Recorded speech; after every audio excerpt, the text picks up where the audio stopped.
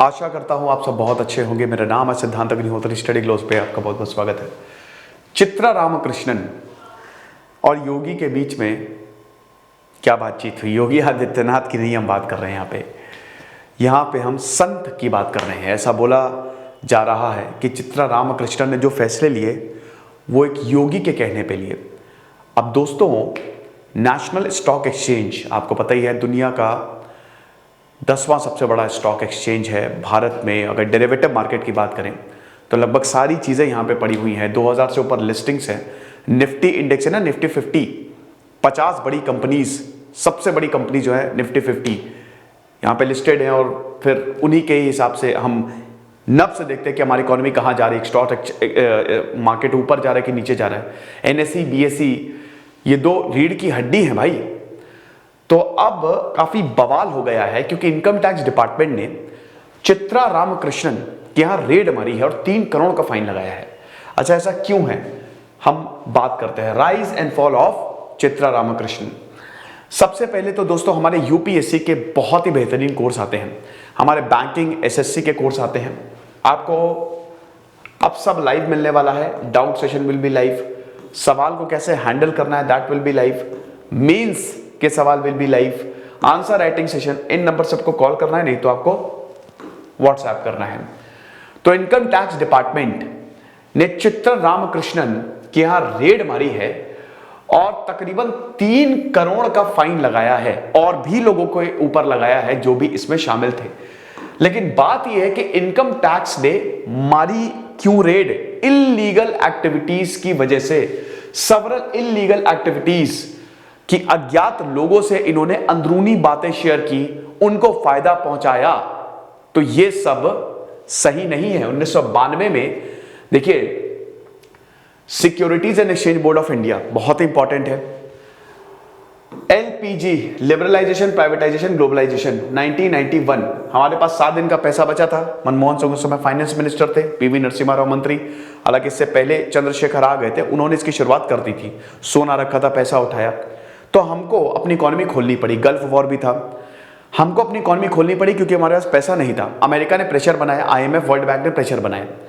तो अब जब हमने इकोनॉमी खोली तो दुनिया भर की कंपनीज आई, प्राइवेटाइजेशन हुआ, तो सेबी बना, फिर बीएसई बना, एनएसई बना, नेशनल स्टॉक एक्सचेंज तुरंत 1992 में बन गया। तो दुनिया भर से इन्वेस्टमेंट आया भारत में, दुनिया भर से पैसा आया और हमने खूब पैसा भी कमाया, रिटर्न्स भी दिए। ठीक है, तब से चित्रा रामकृष्णन जो हैं वो एनएसई के साथ एसोसिएटेड हैं। मतलब समझिए, यहां से यहां पहुंचाया है इन्होंने एनएसई को। और उसके बाद अब ये इनके ऊपर जो आरोप लगा, इससे हर कोई हिल गया है भाई। तो यहां पे जो आप समझिए कि इलीगल एक्टिविटीज जैसे of the exchange has invited penalties from the security and exchange board of India and at least 3 occasion, 3 बार ऐसा हुआ है। सेबी ऑर्डर ये बताता है कि देखिए, अब ज्यादा इन पे तो फाइन्स नहीं लगाए जाएंगे क्योंकि इन पे फाइन लगाने की ज्यादा बात हो रही थी। नगर 3 करोड़ ठीक है। And the others who ran operations at NSE. सिर्फ यही नहीं है, इनके साथ भी काफी लोग इन्वॉल्व है, जैसे कि आनंद सुब्रमण्यम है। अभी उनका अपॉइंटमेंट बड़ा इंटरेस्टिंग है। सेबी और चित्रा रामकृष्णन के बीच में क्या बातचीत हुई, अभी वो भी हम देखेंगे। ठीक है, has brought to the light a bizarre facet of corporate misgovernance. देखिए, ठीक है, आप गुरु के पास जाते हो, बिल्कुल जाओ, बहुत जरूरी भी है भाई। हिंदुइज्म की तो फिलॉसफी ही यही है कि विदाउट गुरु तो आपको कुछ मिल ही नहीं सकता। गुरु आपको रास्ता दिखाएगा। लेकिन यहां पे बड़े बड़े फैसले, ऐसा बोला जा रहा है कि योगी के कहने पर लिए गए। अब ये योगी कौन है पता ही नहीं, नोबडी नोज। इसकी फिजिकल लोकेशन क्या है, डोंट नो। चित्रा रामकृष्णन ने बोला है साफ साफ कि भाई देखो, जब इनसे पूछा गया कि ये आप इनको क्यों ले आए साथ में, ये मिस गवर्नेंस है ना। लेकिन उन्होंने बोला कि भाई देखो, हर कोई मेंटोर कोच की तरफ जाता, तो ये मेरे मेंटोर और कोच रहे, इसमें बुराई क्या है। At the country's top boss, Ramakrishnan allegedly collaborated with an unknown yogi in the running of the exchange. NSE को चलाने के लिए इस योगी की भूमिका बहुत ज्यादा है। तो ईमेल्स जो हैं दोनों में एक्सचेंज हुए। करना क्या है आप हमको बताइए, और इन्होंने बताया। डेफिनेटली जैसा कि मैंने बताया कि जो कोलैबोरेशन था वो तो बहुत ज्यादा सक्सेसफुल रहा। भाई एनएससी तो बहुत ऊपर गया ही गया ना, लेकिन दैट्स नॉट राइट। तो ये इस तरीके की ईमेल्स आप देख सकते हैं। फिलहाल अभी हम इस पे बाद में आएंगे। अननोन बहुत सारी ऐसे एक से एक ढेर सारी ईमेल्स यहां पे मिली हैं, तभी यहां पे समझ नहीं आ रहा, कुछ तो समझ ही नहीं आ रहा कि भाई इसमें लिखा क्या है। चित्रा रामकृष्णन इस समय 59 इयर्स की हैं, चार्टर्ड अकाउंटेंट बाय ट्रेनिंग है, और 1991 में इनको लाया गया था। IDBI industrial development bank of India ने इनको भेजा था एनएससी में कि जाओ भाई कमाल का काम करो, और तब से लेकर अभी तक ये एनएससी के साथ एसोसिएटेड थी। लीडरशिप इनकी कमाल की रही है, और भैया भी सैलरी जब आप इनकी देखेंगे ना आपके होश उड़ जाएंगे। इतना जबरदस्त इनको इंक्रीमेंट मिला है, प्रमोशन मिला है कि क्या बताएं। जो 5 मेंबर की टीम जो आईडीबीआई ने सिलेक्ट की थी, सरकार ने सिलेक्ट की थी ताकि पैन इंडिया स्टॉक एक्सचेंज बनाया जाए to enable clean and transparent trading. जब BSE was hit by the Harshad Mehta case सभी को पता है, मैंने लेक्चर किए हैं।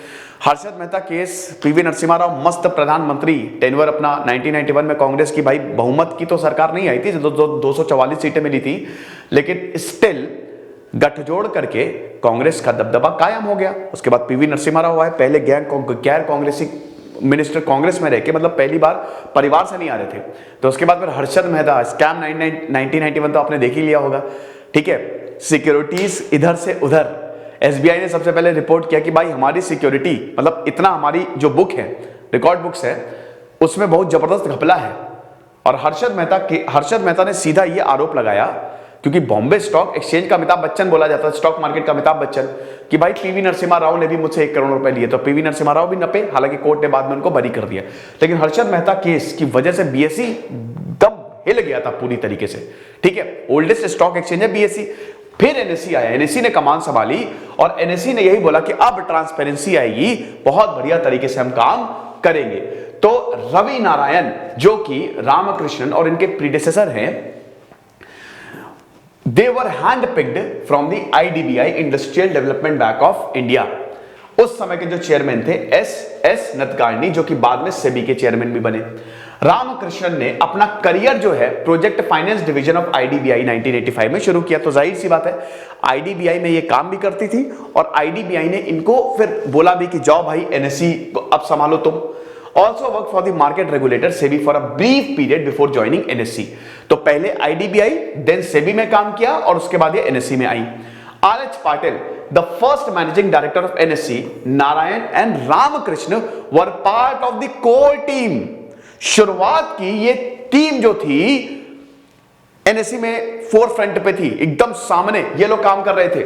That set up the NSC after Narayan tenure she was selected to the post of managing director. तो जैसे ही नारायण एमडी से हटे वो गए, तो उसके बाद आई चित्रा रामकृष्णन, ठीक है। और इनका टेन्योर जो है वो बहुत जबरदस्त रहा, for a period of 5 year with effect from 1 अप्रैल 2013 तो 1991 से जुड़ी है, और 2013 में फिर ये एमडी बनी। तो अब एनएससी क्या रही है, तो चलिए मैं आपको बता ही चुका हूं कि largest derivative stock exchange 2021 by number of contracts traders according to the statistics maintain by future industry association. मैं एक स्टॉक एक्सचेंज पे मैंने कई सारे लेक्चर्स बनाए हैं, लेकिन मैं बहुत बढ़िया तरीके से बेसिक से बना दूंगा कि स्टॉक एक्सचेंज काम कैसे करता है, आईपीओ क्या है, एवरीथिंग, है ना। शेयर मार्केट है भाई, प्राइमरी सेकेंडरी मार्केट आपने सुना ही होगा। US based body of future commissions merchants. अभी अगर बात करें कैश इक्विटीज ट्रेड्स के मामले में एनएससी जो है इसकी रैंक जो है वो चौथी है। लेकिन चलिए ठीक है, एनएससी के बारे में तो हम बाद में पढ़ेंगे, पहले हम चित्रा रामकृष्णन पे ही आते हैं। तो रामकृष्णन जैसा कि मैंने बताया कि एनएससी को ये नए लेवल पे ले गई, लेकिन उसके बाद 2016 में इनको बाहर निकाल दिया गया। क्यों? Her role in the colocation and algo trading scam and abuse of powerful. हुआ क्या कि यहां पे अज्ञात लोगों को यहां पे इन्होंने फायदा पहुंचाने की कोशिश की, सर्वर से छेड़छाड़ की, कुछ एल्गोरिथम ने चेंज किए, ठीक है। और ये किसी को पता नहीं, भाई एमडी थी, पावर इनके हाथ में, तो इनके चुने हुए नुमाइंदे आए। आनंद सुब्रमण्यम को इन्होंने बोला कि चाहो तुम ही को ही मैं सिलेक्ट करूंगी, ठीक है ना। तो miss governance, abuse of power यहां पे चित्रा रामकृष्णन ने किया। अब ये किया किसके कहने पे? एक योगी के कहने पे। स्पिरिचुअल गुरु रामकृष्ण बताते हैं जो कि हिमालय में रहती हैं, इन्होंने ही गाइड किया इनको पिछले 20 सालों से, 2000 से लेकर अभी तक पिछले 20 सालों से ये जो धर्मात्मा है, स्पिरिचुअल गुरु, ये इनको गाइड कर रहे हैं। ठीक है, इसमें कोई भी प्रॉब्लम नहीं है, गाइडेंस लेते ही हैं जब भी रास्ता भटक जाते हैं। लेकिन अब काम भी बढ़िया हुआ, ऐसा भी नहीं कि काम बहुत खराब हुआ, भाई काम भी बढ़िया हुआ, लेकिन ये रूल्स एंड रेगुलेशंस के खिलाफ गया ना। ठीक है, तो ये दिक्कत रही।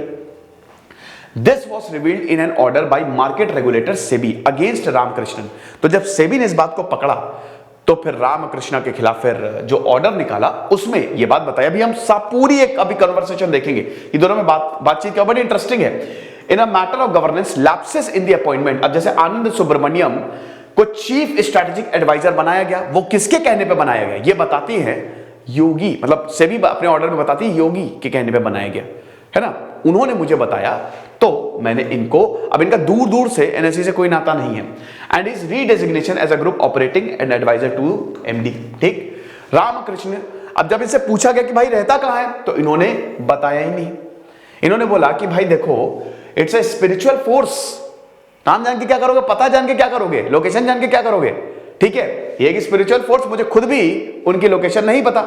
Without unnecessarily going into the details of each email, it is evident that unknown person is a physical being and has gone on vacation with the notices number 1 Ramakrishna. यानी कि ये बोल रही हैं कि this is unknown person, location मुझे नहीं पता, लेकिन रेगुलेटर ने साफ साफ ये बोला है, सेबी ने देखिए बोला है कि भाई रामकृष्ण, चित्रा रामकृष्ण जो हैं वो इस योगी के साथ वेकेशंस पे भी गई। वेकेशंस का मतलब ये है कि इनके आश्रम में भी, इनके आश्रम गई होंगी, या छुट्टियों में वो होता नहीं कि पूरा कैंप लगता है तो वहां पे भी गई। तो ये ऑर्डर में सेबी ने बोला है। ठीक है, तो ये नोटिसेस आप देख सकते हैं कि इन सबको नोटिस जारी हुआ है, इन सबके खिलाफ कार्रवाई हुई है। इसमें चित्रा रामकृष्णन, इनके ऊपर 3 crore, national stock exchange of India limited, Ravi Narayan, Jay Ravichandran, आनंद सुब्रमण्यम और वीआर नरसिम्हन। तो अभी हम इन पे देख सकते हैं कि कितने किस पे फाइन लगाए। 3 करोड़ रामकृष्णन में, 2 करोड़ सुब्रमण्यम पे और आपके रवि नारायण पे जो कि दोनों ही एमडी रहे। देन 6 लाख रुपए वीआर नरसिम्हन पे लगाए जो कि चीफ रेगुलेटरी ऑफिसर थे और कंप्लायंस ऑफिसर थे। ठीक है, तो 5-6 करोड़ के आसपास टोटल फाइन लगा है। Ramkrishnan and Subramaniam have been restrained from the associating with any market infrastructure institution or any intermediary registered with SEBI for 3 years while the same for Narayan is 2 years। अब हम बात करते हैं कि दोनों में, यहां पे आईटी ने रेड मारी और भाई ये पता चला अब दोनों में क्या क्या चीजें, देखिए क्या क्या बताया गया है। तो अब ये देखिए चित्रा रामकृष्णन की स्टेटमेंट, जो सेबी ने सवाल पूछे, नोटिस आया, फिर नोटिस आएगा तो आपको जाना ही पड़ेगा, सवाल जवाब होंगे। अब आप देखिए, तो सबसे पहले सेबी ने पूछा कि भाई ये वाला जो ईमेल है, अब याद रखिएगा, रुकिए मैं आपको दिखाता हूं। देखिए यही मैंने, ये वाला जो ईमेल है ना, ठीक है, ये किसका ईमेल है? ये जो लगातार आपके पास ईमेल आ रहा है, भाई ये है कौन? तो रामकृष्ण ने क्या जवाब दिया? द सिद्ध पुरुष योगी इज अ परमहंस। सिद्ध पुरुष हैं, Paramhans, who may be largely dwelling in Himalaya, may be not sure, हो सकता है वो हिमालय में हो, हिमालयन रेंजेस में हो। मैं बहुत ही कम बार उनको मिली हूं होली प्लेसेस पे, तीर्थ स्थानों पे। No location and coordinates are given, कोई भी लोकेशन कोऑर्डिनेट नहीं पता, कभी वो इधर होते हैं कभी उधर होते हैं, तो हो सकता है हिमालय में रहते हो, यानी कि इस पे कोई श्योरिटी नहीं है। क्योंकि जब आईटी ने देखा, सेबी ने देखा, भाई ये क्या है, कहां मेल पे मेल आई पड़ी हैं, इंटरनल बातें, इंस्ट्रक्शन, तो ये क्या है? तब पूछा कि ये कहां से आ रही हैं, सबसे इंपॉर्टेंट तो यही था। उसके बाद फिर सेबी ने पूछा कि द सिद्ध पुरुष लार्जली ड्वेल्स इन हिमालय, भाई ये हिमालय में रहते हैं। अब आप हमको यह समझाइए कि कैसे ईमेल्स को इसने एक्सेस किया, करेस्पॉन्ड विथ यू रेगुलरली, आपके साथ। आप बोल रही हो कि आपको इनके बारे में पता नहीं है, लगातार आपको मेल भेजे जा रहे हैं। तब ये बताती है, भाई मेरे नॉलेज के हिसाब से स्पिरिचुअल पावर जो है उनको किसी फिजिकल कोऑर्डिनेट्स की जरूरत नहीं है। Well, quite surprising it is. आप थोड़ा इंटरेस्टिंग देखिए। डेफिनेटली मैं भी बिलीव करता हूं देयर आर स्पिरिचुअल पावर, मैं तो बहुत ही स्पिरिचुअल हूं, आपको पता ही है, ठीक है। लेकिन ये एक इंक्वायरी हो रही है और चित्रा रामकृष्णन एक बहुत बड़े पद पे है, ठीक है। तो इस तरीके के जवाब ये डेफिनेटली समझ में नहीं आने वाले थे सेबी को कि भाई देखो there are spiritual power do not require them to have any such physical coordinates. Yogananda Paramahansa की बायोग्राफी पढ़िएगा, ऑटोबायोग्राफी, बहुत ही शानदार की ऑटोबायोग्राफी उनकी। तो उन्होंने बहुत ही तगड़े तरीके से, या विवेकानंद या रामकृष्ण परमहंस स्पिरिचुअल पावर की बात की है, तो इन्होंने बोला कि भाई कोई भी कोऑर्डिनेट नहीं है भाई, दैवी शक्ति। अब दैवी शक्ति को क्या ही फिजिकल कोऑर्डिनेट की जरूरत पड़ेगी। सेबी ने फिर पूछा, अच्छा आप अब हमको यह बताइए कि आप उनसे कहां मिली थी और किसने इंट्रोड्यूस कराया था। तो इन्होंने क्या बताया, भाई देखो पहली बार मैं गंगा नदी के किनारे मिली थी 20 साल पहले। उसके बाद मैंने उनकी गाइडेंस ली काफी ओकेजन्स पे, ऑन मेनी ओकेजन्स। फिर पर्सनल, चाहे पर्सनल मैटर हो चाहे प्रोफेशनल मैटर्स हो, मैंने उनसे पूछ के काम किया। He would manifest at will and I did not have any location coordinate। जब उनका मन होता है तो वो आते हैं। जब बहुत सिद्धि प्राप्त हो जाती है तो actually you have that kind of power. ध्यान से वो चीजें आपके पास उस लेवल की चीजें आ जाती हैं कि आप कहीं ना कहीं चीजों को कंट्रोल करते हैं। तो अब यही बता रही है कि भाई I did not have any location and coordinate, तो मुझे किसी लोकेशन कोऑर्डिनेट की जरूरत नहीं है। ठीक है, उनका जब मन होता है वो मुझे बुला लेते हैं। अब ये बातचीत भाई सेबी भी थोड़ी चकरा गई कि ये क्या बोल रही है। आई रिक्वेस्टेड हिम, भाई मैंने उसे रिक्वेस्ट किया था इन विच आई, किस तरीके से मैं गाइडेंस जो है वो ले सकती हूं। उसके बाद उन्होंने मुझे अपनी आईडी दी। ठीक है, उसके बाद उन्होंने, और ये सब दिमाग से ही हो रहा है, इज दिस, अब सेबी ने पूछा कि भाई ये सिद्धा पुरुष वो है क्या जो कि एनएससी गवर्निंग बोर्ड से आते हैं। नहीं, यहां पे रामकृष्णन, क्योंकि भाई सेबी को लगा कि भाई ऐसा तो नहीं कि बोर्ड में कोई है सिद्धा पुरुष। उन्होंने बोला ना, वो एक स्पिरिचुअल फोर्स है। सेबी ने बोला आप इलैबोरेट करेंगी कैसे इन सिद्धा पुरुष के बारे में इतनी डिटेल्स मालूम थी, एनएससी के बारे में एक चीज मालूम थी। मेल्स में सब पता चल गया ना कि एक एक चीज यहां पे बताई जा रही है और उनको मालूम है। तो रामकृष्णन ने बोला कि देखिए occasionally yes, largely I would have provided that input, मैंने उनको ये चीज बताई थी। सेबी ने बोला in the majority of correspondence it is observed that Anand Subramaniam was marked a copy, please explain। फिर ये क्या बताती हैं, वही आनंद सुब्रमण्यम भी आप देख सकते हैं कि उनको भी ये सब भेजा गया है। Primarily I had clarity on the issues that I had sought, who else and whom he would respond with was outside my purview। He may have corresponded with many others too। बहुत सारे लोगों से इन्होंने coordinate किया होगा। ठीक है भाई, स्पिरिचुअल फोर्स है, कुछ भी कर सकते हैं। फिर इनसे सेबी ने पूछा कि भाई देखो ऑर्गेनाइजेशनल स्ट्रक्चर के हिसाब से और गवर्निंग प्रिंसिपल के हिसाब से, और जो इंडिपेंडेंटली कंस्टिट्यूटेड बोर्ड है फॉर कंसल्टेशन एंड गाइडेंस, आप हमको यह बताइए कि जो भी चीज आपने की है क्या वो प्रिंसिपल ऑफ गवर्नेंस को वायलेट नहीं करती है, आप गवर्निंग प्रिंसिपल के अगेंस्ट नहीं जा रही हैं। तो इन्होंने क्या बोला, देखिए मैं आपको यह बताना चाहती हूं जो भी मैंने गाइडेंस ली है और जो भी एक्सपर्ट्स हैं वो हमेशा मैं करती हूं। मतलब ऐसा नहीं कि मैंने खाली इनकी बात मानी है, मैं सबकी बात मानती हूं। मैंने सबकी बात, बोर्ड मेंबर चाहे जितने भी हैं, सबकी बात मान के मैंने काम किया है। MD CEO, as an MD and CEO, भाई मेरा मानना यह है कि गाइडेंस लेनी चाहिए। और भाई देखो हर कोई सीनियर लीडर्स, कोचेस, मेंटोर्स की तरफ जाते ही है गाइडेंस लेने के लिए, तो मैंने भी ये गाइडेंस ली। ठीक है, in this industry which all are or informal in nature, in a similar strand, मुझे भी लगा कि वही चीज है कि गाइडेंस लेनी चाहिए। कि भाई इन्होंने बताया कि आप, हर कोई गाइडेंस लेता है। कोई पिताजी से, जैसे कोई अगर मान लीजिए कि आप कोई कंपनी में हो, अच्छा काम नहीं कर रहे हो, तो आपने गाइडेंस ली, पूछा अपने पिताजी से या अपने दोस्तों से क्या करना चाहिए, ऐसे ही मैंने गाइडेंस ले ली। ये इनफॉर्मल है, फॉर्मल थोड़ी ना है, इनफॉर्मल इन नेचर है। ठीक है, there would be no question of any personal gain because of the information shared, hence I felt that this would help me perform at the best interest of the organization।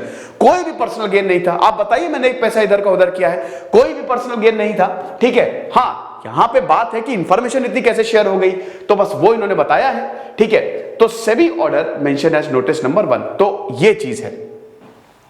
इसी बात पे satisfy ना होके सेबी ने फिर जुर्माना ठोका।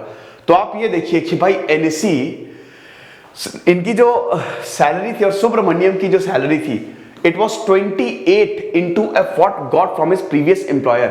सुब्रमण्यम की सैलरी हाइक आप देखिए, सुब्रमण्यम, आनंद सुब्रमण्यम को ही चित्रा रामकृष्णन लेके आई थी। तो अब देखिए कितनी तगड़ी इनको सैलरी हाइक मिली है। जहां पे पहले ये काम करते थे 28 गुना ज्यादा इनको सैलरी मिल रही थी। 2013 में देखिए 0.15 करोड़, 15 लाख। 2014 में सैलरी देखिए, एक साल बाद ही लगभग 1.5 करोड़ के आसपास। 2015 में 2 करोड़ के आसपास, इतने ये 17 आते आते 4 करोड़ के आसपास हो गई। ठीक है, 4.21 करोड़ ये हिसाब किताब है। ठीक है, रिवीजन डेटा। तो जबरदस्त सैलरी में हाइक हुआ है। तो ये लेक्चर था। और बाकी देख सकते हैं कि 2017 में जब exchange initial public offering launch करना चाहता था काफी कंपनीज की, तो भी यहां पे ऐसा बोला गया है कि कुछ छेड़छाड़ इन्होंने वहां पे भी की और कुछ लोगों को फायदा पहुंचाने की कोशिश की है। ठीक है, तो ये हिसाब किताब भाई चित्रा रामकृष्णन का था। अब देखिए, वैसे तो नो डाउट टैलेंटेड पर्सन, भाई एनएसई को बहुत ज्यादा फायदा भी दिया, इतने समय से तक इन्होंने काम किया, लेकिन एज अ कंपनी आप ये जो डिटेल्स होती है क्वाइट कॉन्फिडेंशियल होती हैं, तो आप ऐसे किसी को नहीं दे सकते। तो देखेंगे फिलहाल आगे क्या होता है। फिलहाल तो सब पे जुर्माना ठोका गया है। कुछ नहीं, पढ़ते रहिए। तेज सिद्धांत अग्निहोत्री साइनिंग ऑफ।